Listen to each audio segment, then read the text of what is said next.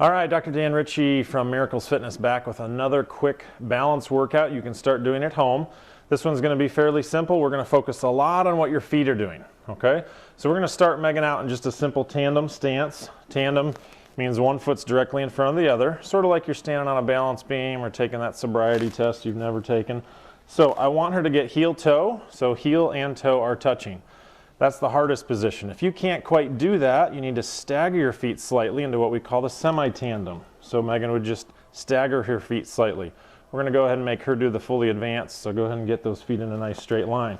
Now what we're going to do is ask her to do some movements in that tandem stance. So what I want you to do is try to bend down and touch the floor. So she's going to squat down, try to touch the floor, and then come up and reach overhead.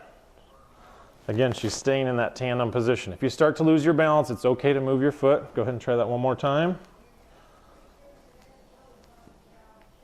That's it, perfect. Now let's reverse the feet and we'll do more. So you could do 10 repetitions of this floor touch. If you can't get all the way to the floor, that's okay. Go as far down as you can. Go ahead and do that again. So tandem stance with a squat and then an overhead reach, okay?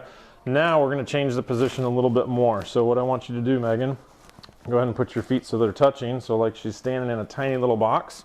And we're going to do the same exercise. So she's going to squat down, touch the floor again, and then reach up overhead. Most of you will find you have better balance in this position. So the tandem stance is going to be harder. Feet in a little box is going to be easier. Go ahead and spread your feet out a little bit wider. Let's do that one more time. This one should be nice and easy.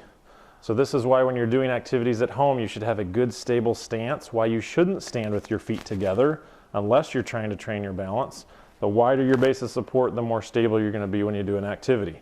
Okay, now we're going to do some things on tiptoes and on heels. So what I want Megan to do is to go ahead and get up on her tiptoes, and she's going to do some small marching while on her tiptoes.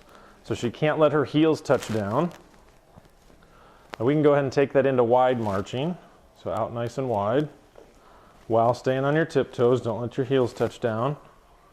If we wanted to make it more challenging, we could add a weight out in front that you have to hold on to, or you could even lift something overhead. Okay, now we're going to try that same thing on your heels. So she's going to do some heel marching. Notice she's moving around a little bit more on this one. Heels are a lot harder. And same thing, let's do that nice and wide.